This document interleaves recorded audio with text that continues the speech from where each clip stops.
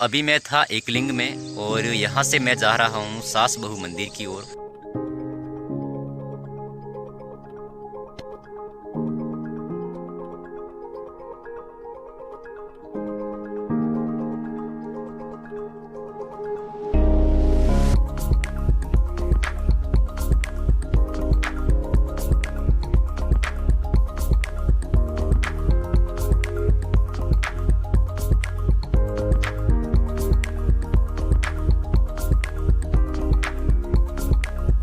नमस्कार दोस्तों, कैसे हो? स्वागत है आपका हमारे एक और नए व्लॉग में।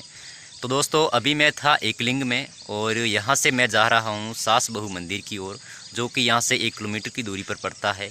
उस मंदिर की खास बात यह है कि वहाँ पर कोई मूर्ति वगैरह है नहीं, क्योंकि जो मुगलिम शासक थे उन्होंने वो मूर्तियाँ थी वो खंडित कर दी थी। लेकिन वो आज भी है, वह आस्था का केंद्र बना हुआ है और उदयपुर के जो बड़े मंदिर है उनमें से उसका एक स्थान आता है। तो चलते हैं वहाँ पर और देखते हैं वहाँ का व्यू। तो बने रहिए हमारे साथ, मिलते हैं आगे। इस मंदिर से जाने से पहले हमें एक तालाब दिखाई दिया है। आप ये जो पहाड़ी देख रहे हैं, यहीं पर है सास बहू मंदिर। तो हमें पैदल ही जाना पड़ेगा, क्योंकि 1 किलोमीटर की दूरी पर भी है और यहाँ पर कोई साधन वगैरह तो जाता नहीं है। इसलिए हम चलते हैं वहाँ पर और दिखाते हैं आपको वहाँ का नज़ारा। तो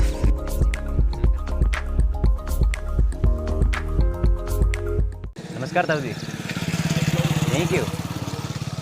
ये क्या है नदी में? ये तालाब में क्या है?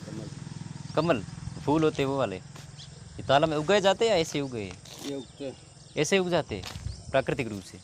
बीज होता है, बीज से कोई पत्ता आ जाता है तो फिर वो जड़ फेंकता है, उसके बाद में फलते जाता है। तो ये सास बहू मंदिर यहाँ से कितना आगे होगा?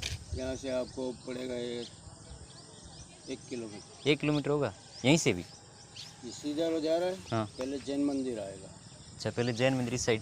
जैन मंदिर से थोड़ा सा आगे जाओगे, रोड पे तालाब के पेटे में आपको मंदिर नज़र आ जाएगा। अच्छा, वो रोड सीधी यूँ आगे जाके अंदर। ठीक है, धन्यवाद। अभी मैं जिस रास्ते से जा रहा हूँ उस रास्ते की एक तरफ तालाब है और दूसरी तरफ कमलों का बगीचा है, जहाँ पर प्राकृतिक रूप से कमल उगे हैं। और ये रास्ता है जो पहाड़ियों के बीच होकर गुजरता है। या इस तरफ पहाड़ी है और उस तरफ भी पहाड़ियाँ हैं जो थोड़ी सी दूर है, और इस दोनों पहाड़ियों के बीच में एक छोटा सा तालाब है। और आपको मैं एक बार कमल का बगीचा दिखा देता हूँ। ये ऐसे होते हैं पौधे, इसी में से कमल के फूल निकलते हैं। ये है जो प्राकृतिक रूप से उगते हैं, इसे बोया नहीं जाता। तो चलते हैं वहाँ पर। इस बगीचे और तालाब से आगे है वो खेती वगैरह की गई है। यहाँ पर ये मक्के की खेती की गई है। और अभी आगे चलते हैं, चलना तो पैदल पैदल ही है। मौसम बड़ा अच्छा है।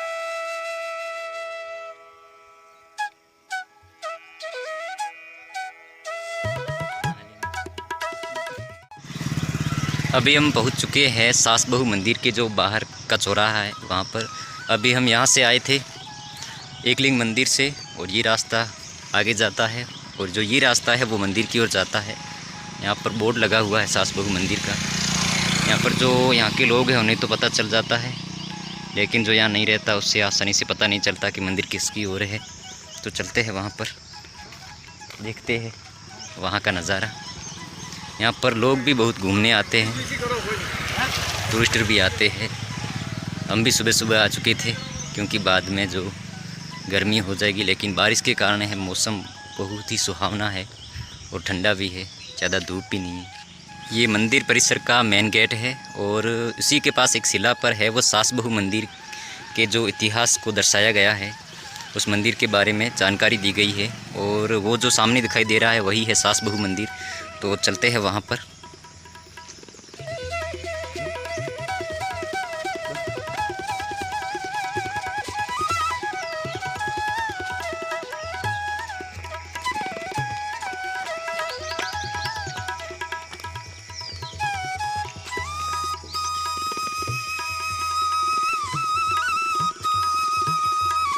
ये जो आप सामने देख रहे हैं ये मंदिर का मेन द्वार है, जिसे तोरण भी कहा जाता है।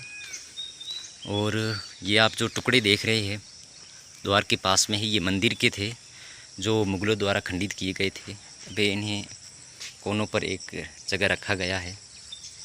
और ये आप देख रहे हैं जो ये मंदिर का सारा नज़ारा है। ये मंदिर है वह 10वीं व 11वीं शताब्दी में कछवाहा राजवंश के राजा थे महिपाल, उन्होंने बनवाया था।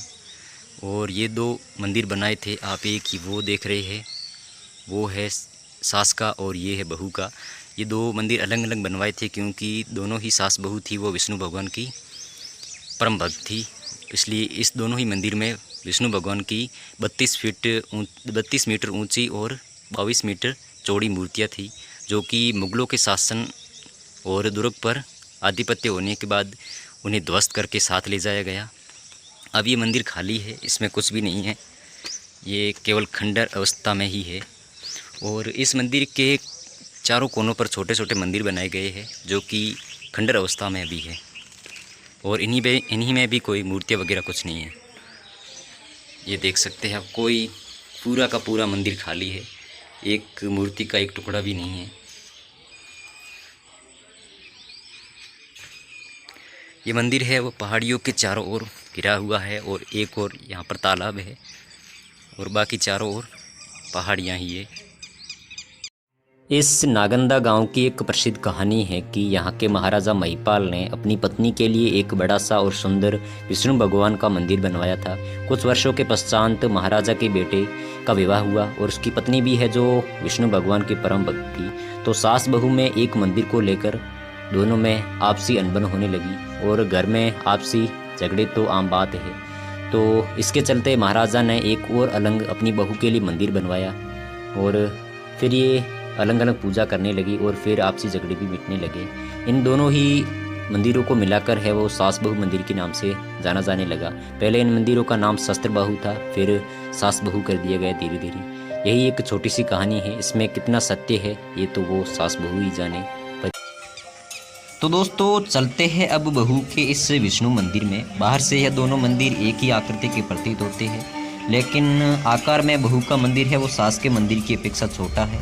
अंदर से देखने पर पता चलता है कि बहू के मंदिर में कम कलाकृतियाँ एवं आकृतियाँ अंकित की गई है, पर देखने में यह बहुत ही सुंदर सा है। और ऐसे ही मंदिर हमारे प्राचीन राजस्थान की धरोहर ही होते हैं। तो चलो चलते हैं इस मंदिर के अंदर और दिखाते हैं आपको इस मंदिर का नज़ारा, और वो भी स्थान दिखाएंगे जहाँ पर कोई मूर्ति वगैरह भी नहीं स्थापित की गई है। ये जो आप सामने स्थान देख रहे हैं यहीं पर मूर्ति स्थापित की गई थी, लेकिन बाद में क्या है कि उसे ध्वस्त किया गया और यहाँ से हटवा दिया गया। अभी ये मंदिर सारा का सारा खाली है। आज भी ये जो ध्वस्त की मंदिर के टुकड़े हैं आप देख सकते हैं, ये मूर्ति का ही टुकड़ा है।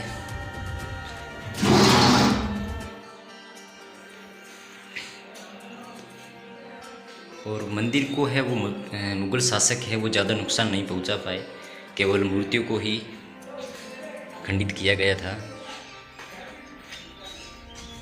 लेकिन कुछ कुछ टुकड़े हैं वो मंदिर के भी तोड़े गए थे। और इसी मंदिर के सामने एक पहाड़ी देख रहे हैं आप, और उस पहाड़ी पर मंदिर है छोटा सा शिव मंदिर। मैं आपको जूम करके दिखाता हूँ। और इस पहाड़ी के नीचे ये यहाँ के लोगों के खेत हैं, वो तालाब में कमल के फूलों का एक छोटा सा बगीचा उग रहा है। और इस मंदिर की चारों कोनों पर एक इस तरह के छोटे छोटे मंदिर भी है। एक ये रहा, एक आप ये सामने देख रहे हैं, और 2 उस तरफ भी है। चलते हैं इस मंदिर में और दिखाते हैं आपको इस मंदिर की जो दीवार पर कलाई की गई है, जो पेंटिंग बनाई गई है उसका नज़ारा यहाँ पर है, जो सामान्य लोगों को भी दर्शाया गया है एवं भगवान को भी दर्शाया गया है। और इसकी जो खुदाई है वो प्राचीन है। ये मंदिर है वह 11वीं शताब्दी में बनाया था। ये प्राचीन मंदिर है यहाँ का, और आस्था का भी केंद्र रहा है ये उदयपुर में। कछवाहा राजवंश के राजा महिपाल ने इसे 2 मंदिरों के रूप में बनाया था। एक मंदिर सास का और दूसरा मंदिर है वह बहू का था। उस दोनों ही मंदिर में विष्णु भगवान की मूर्तियाँ थी, लेकिन मुग़ल शासकों ने इसे खंडित कर दिया गया और क्योंकि इस दुर्ग पर है वह मुग़लों का आधिपत्य हो गया था। इस मंदिर को शस्त्र बाहु भी इसलिए कहा जाता है क्योंकि यह जो विष्णु भगवान का मंदिर था, इसमें विष्णु भगवान की मूर्ति थी और जो सास बहू थी वह दोनों ही विष्णु भगवान की पूजा वगैरह किया करती थी, इसलिए इसे शस्त्र बाहु कहा जाता है। पहले नाम इसका शस्त्र बाहु था, लेकिन धीरे धीरे है जो लोगों ने इसका नाम है वह सास बहू कर दिया, क्योंकि ये मंदिर है वो सास और बहू दोनों के लिए बनाया गया था। अब यहाँ पर लोग आते हैं, फ़ोटो वगैरह खिंचवाते हैं, लेकिन यहाँ पर कोई मूर्ति वगैरह है नहीं, फिर भी ये आस्था का केंद्र है। यहाँ पर लोग आते हैं, देखते हैं यहाँ का नज़ारा, और इस मंदिर की जो ऊपर जो कलाई की गई है वो बहुत ही सुंदर है। यहाँ पर आपको चारों कोनों में छोटे छोटे मंदिर दिखाई देंगे, वो भी अर्धध्वस्त अवस्था में। मैं आपको शिवलिंग के दर्शन करवा देता हूँ। इस सास बहू मंदिर के ठीक सामने ही शिवलिंग है। विष्णु के साथ साथ शिव की भी पूजा किया करते थे। ठीक है, यहाँ पर अपने राजस्थान का पुराना इतिहास है, इसके अलावा कुछ यहाँ पर देखने लायक है नहीं। लोग आते हैं, फ़ोटो खिंचवाते हैं और फिर चले जाते हैं। तो चलते हैं उन खंडरों की तरफ, देखते हैं। ये खंडित अवस्था में जो देख रहे हैं, ये मुग़लों द्वारा ही खंडित किया गया था और इसे पूरा ही नष्ट कर दिया गया। और ये है मंदिर के बाहर का नज़ारा।